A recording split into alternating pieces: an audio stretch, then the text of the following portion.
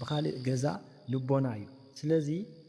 فتنا حليفكي مساناخلات حليفكي ويقعاتي مساناخلنا أبنتي تصوم صلوت كخوني خير مالتيو نسو كله غير كسي نسو زخونا لبونا እግዚአብሔር አምላክ خمس فترة لكي ويكاكم عين تمنيت اندحردها لكي تمنى اندحردها كوينكي እግዚአብሔር አምላክ نسو لبونا خمس ذكي كور زخونا زي ركب قليلو زي ركب كاب أملاك زخونا لبونا እግዚአብሔር አምላክ كم زهبكي ايو ወይ ውን በተመሳሳሊ ክቡር ዝኾነ ንጹህ ዝኾነ ስድራቤት አምላኽ ከምዝበኪ ስድራኺ ከምኡ ከምዝገብረልኪ ወይም ስድራኺ ቤተሰብኪ ከምዘንጽሃልኪ ክቡራት ከምዝገብሮም እቲ ብሓጢኣት ጎዲፉ ዘሎ ሽሞም ወይ ከዓ ነፍሶም ጎዲፋ ዘላ ረሲሓ ዘላ ነፍሶም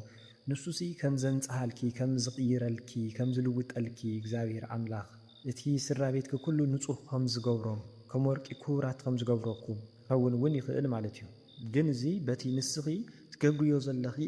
መንፈሳውነት በቲ ንስኺ ትገብርዮ ዘለኹ ጸሎት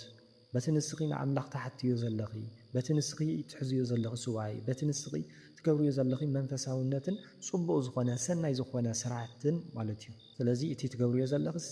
ቀጽሉሉ ይቕበለኪ እየ ዘለኹ የስተኻኽለልኪ እየ ዘለኹ ንስኺ ንኣብነት ናይ ሕጂ ለሚንክኒ ክትኾን ትኽእል ኣነ ግን ናይ መጻኢ ዝገብረልኪ ዘለኹ ናይ መጻኢ ትልምታት